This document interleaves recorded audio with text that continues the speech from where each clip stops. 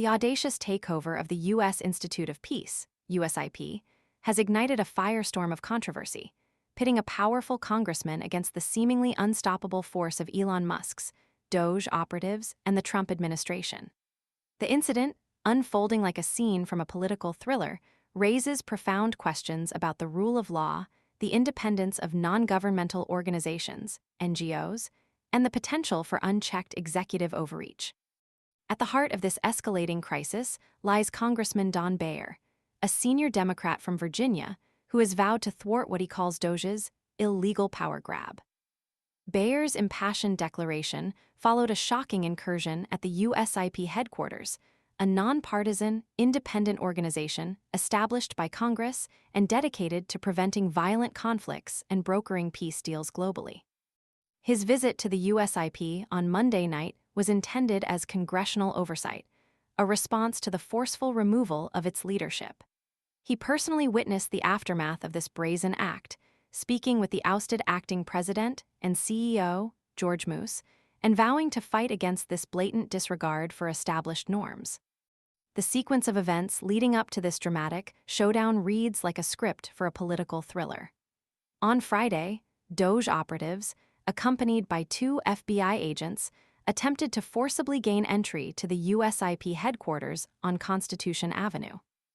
They were initially thwarted by USIP's outside counsel, who emphatically asserted the institute's independent status, highlighting its non-executive branch nature and emphasizing its long-standing commitment to responsible use of taxpayer funds and operational efficiency. This initial setback, however, proved to be only a temporary reprieve.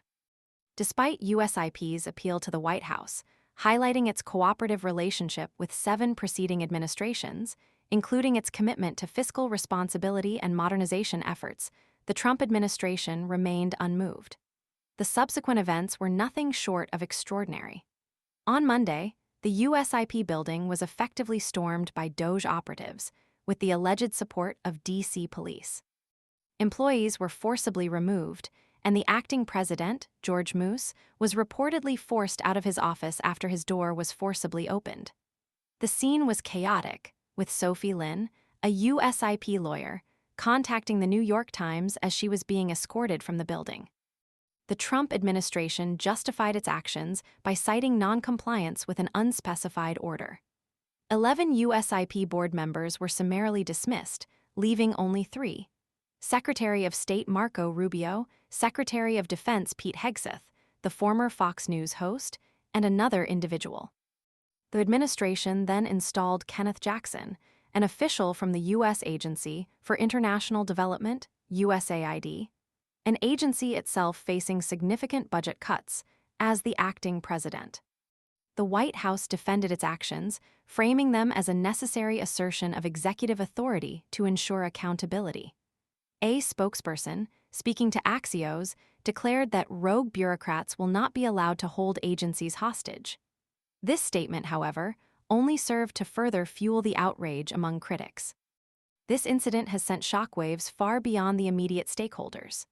Jeremy Conandick, president of Refugees International, aptly described the takeover as a huge red flag moment, raising serious concerns about the potential for similar actions against other NGOs, law firms, or media outlets critical of the administration.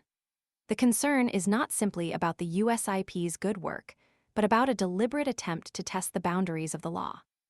Former diplomat and Democratic Congressman Tom Malinowski pointedly remarked that Musk and Trump are again deliberately breaking the law to test if Congress and the courts will let them get away with it.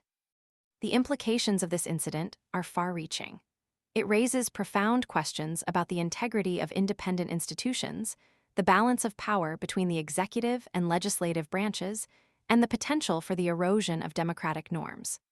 Congressman Beyer's commitment to stopping what he views as an illegal power grab is only the beginning of what promises to be a prolonged and intense legal and political battle. The fate of the USIP and potentially other independent organizations hangs precariously in the balance. This event serves as a stark reminder of the fragility of democratic institutions and the crucial need for vigilance and robust defenses against those who would seek to undermine them. The unfolding drama is a stark warning the future of American governance may well depend on the outcome. The story is far from over, and the nation watches with bated breath.